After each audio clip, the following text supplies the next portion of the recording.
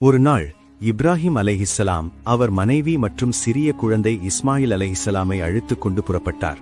ஒரு இடத்தில் தங்க வைத்து இருந்த சிறிய நீர் சேமிப்பை, அதில் தண்ணீர் மற்றும் சிறிது உணவு கொடுத்து அல்லாவின் கட்டளையின்படி ஒரு வேலைக்காக அவர் மட்டுமே விட்டுச் சென்றார். மக்காவின் வெறிமையான பாலைவனத்தில் விட்டுச் சென்றபோது அங்கு நீர் இல்லை, செடி இல்லை, மனிதர்கள் இல்லை. சில நாட்களுக்கு பிறகு தண்ணீர் மற்றும் உணவு எல்லாம் முடிந்துவிட்டது. உணவில்லாமல் அவரது பால் நின்றது.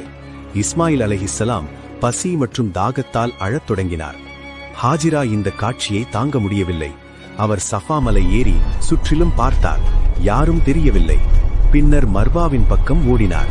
ஆனால் அங்கும் எதுவும் கிடைக்கவில்லை.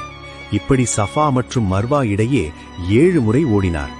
எங்கிருந்தாவது உதவி கிடைக்கும், தண்ணீர் கிடைக்கும், யாராவது மனிதன் தெரிவார்கள் என்ற நம்பிக்கையில். மர்வாவில் வந்து பின்னால் பார்த்தபோது இஸ்மாயில் அலைஹிஸ்ஸலாம் தங்கள் காலால் மண்ணை தாக்கிக் கொண்டிருந்தார்.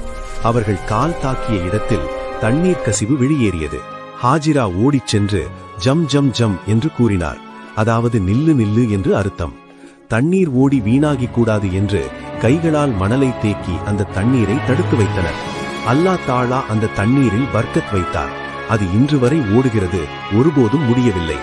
ரசூல் அல்லாஹ் ஸல்லல்லாஹு அலைஹி வஸல்லம் கூறினார்கள், ஜம்ஜமின் தண்ணீரை எந்த நிய்யத்துடன் குடித்தாலும் அல்லாஹ் அந்த நிய்யத்தை நிறைவேற்றுவார். Download